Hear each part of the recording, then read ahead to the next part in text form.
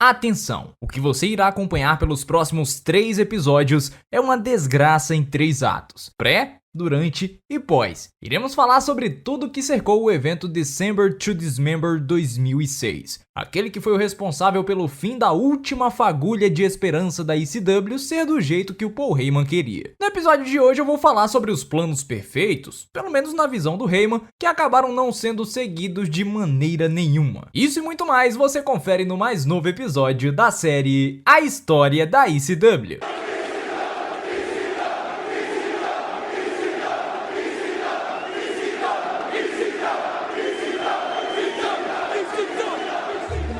Enquanto se organizavam para o evento, a certeza inicial é de que haveria um Elimination Chamber Match, essa válida pelo ECW Championship, e os seguintes participantes iriam estar por lá: Rob Van Dam, CM Punk, Bob Lashley, Test, Big Show e Sabu. 6 men will enter, knowing they will suffer the unimaginable. Como eu comentei no episódio passado, a ideia principal era do Rob Van Dam conquistar novamente o cinturão. Algo que não foi tão bem recebido internamente porque, bem, ele era uma bomba relógio e continua sendo. Mas mesmo que ele ganhasse, o Heyman tinha um problema para trabalhar as rivalidades para o WrestleMania, uma vez que na cabeça dele nenhum dos heels estava pronto para desafiá-lo e nenhum babyface representaria uma mudança significativa caso se tornasse heel, não sem ser o campeão. Então a ideia dele era inverter os planos. Ao invés do Rob Van Dam sair como campeão, ele tinha o plano de dar o cinturão para o Lashley da seguinte forma: primeiro o Rob Van Dam iria eliminar o Big Show, já no começo das coisas, a luta ia transcorrer e só iam sobrar o Rob Van Dam e o Lashley. O Heyman ia jogar um cacetete no ringue,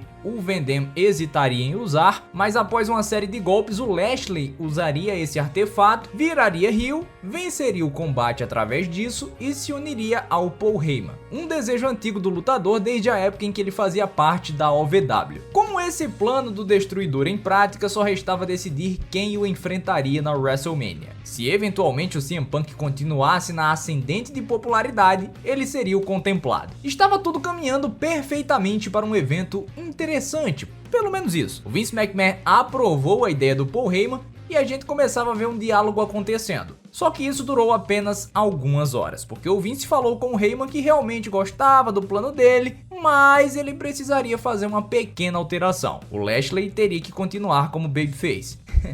Ou seja, a pequena alteração não era tão pequena assim, né? Porque na verdade, se você tentasse colocar o Lashley como babyface, enquanto o público realmente queria ver o Punk ou o Van Dam nesse lugar, aconteceria a já tradicional rejeição. Ah, você tá empurrando nas nossas gargantas. Sempre acontece, não é de hoje. Fora que o Lashley sendo heel resolveria um problema pra eles, porque eles não conseguiram emplacar o Test, o Hardcore Holly. Nenhum desses acabou se tornando um nome credível para o lugar do top heel, mas o Vince achava que o Lashley era o super-herói que as pessoas queriam e teriam. Mesmo com as adversidades, o Heyman reescreveu o show para que acontecessem algumas coisas interessantes além da coroação do Lashley como campeão. Ele colocou no papel que o CM Punk eliminaria o Big Show por submissão, o que por si só causaria um fator surpresa que ele gostava muito, que é a eliminação do campeão logo de cara. Além de que isso colocaria o CM Punk num nível muito interessante para o futuro próximo. Já o Big Show não seria totalmente descartado porque ele ainda poderia desafiar o Lashley lá no show semanal, alegando que ele nunca tinha sido derrotado por ele. O Lashley poderia ganhar, enfim. A verdade é que o Big Show precisava de um descanso porque ele teve um período muito, mas muito ruim aí fisicamente, podemos dizer assim, porque ele é pesado, estava lutando toda semana num estilo muito pesado também e não é saudável nem para as costas nem para o joelho. E imagine se você já tivesse lesionado,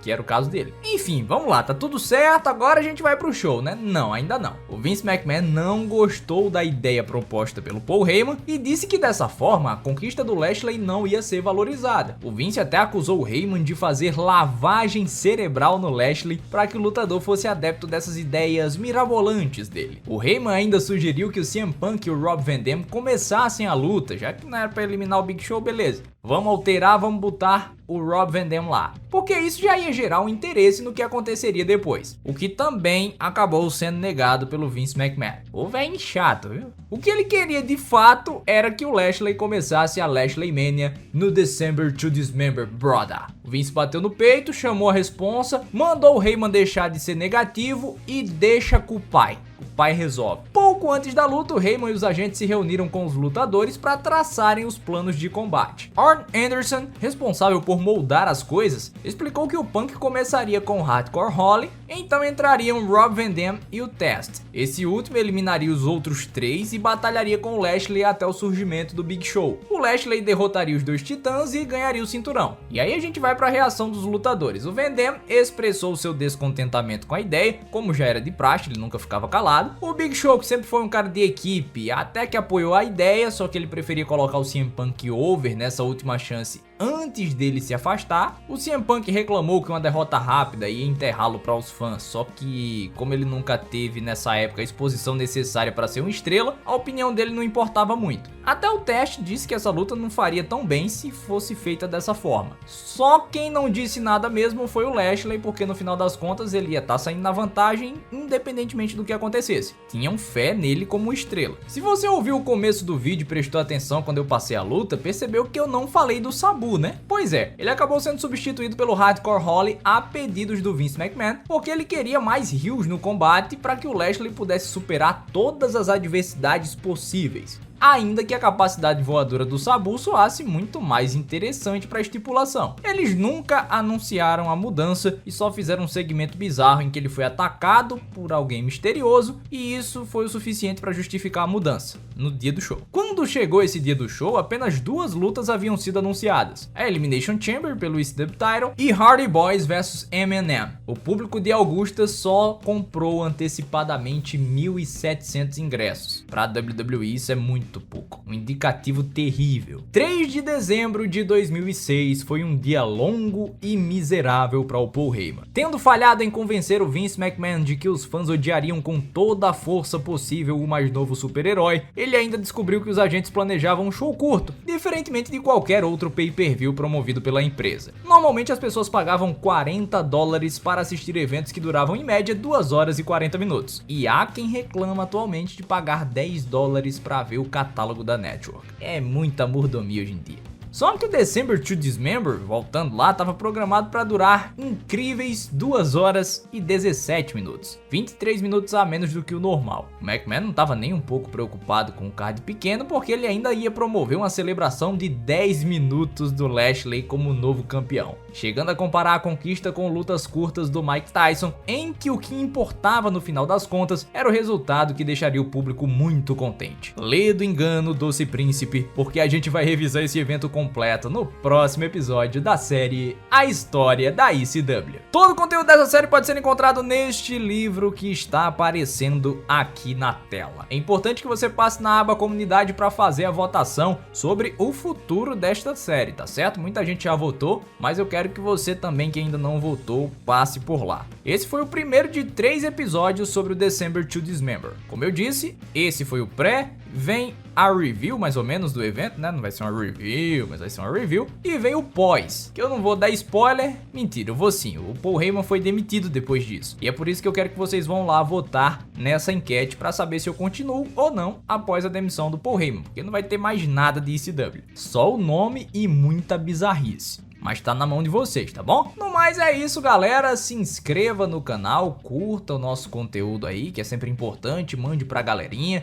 Se você tiver um dinheirinho sobrando aí e puder assinar o canal, o clube de membros aqui do canal Rádio de Pilha Driver, também me fará muito feliz, com planos a partir de R$2 por mês. O plano mais caro está por R$8, mas te dá acesso a um conteúdo muito bom, inclusive a série A História da WCW, que já começou, já está no 2º episódio e vocês só vão ver aqui no canal um pouco depois. Então, qualquer plano dá acesso a essa série. Se eu fosse você, eu ia até nesse mais baratinho aí, porque tá tendo acesso a conteúdo de apoio, tá tendo acesso aos episódios, tá tendo acesso a conteúdo exclusivo. Tem muita coisa boa aí pra você que é membro, principalmente pra galera que tem acesso aí ao grupo do Telegram. No mais é isso, galera, estamos aí retornando no próximo final de semana com a história da ECW, beleza? Tchau, tchau, galera!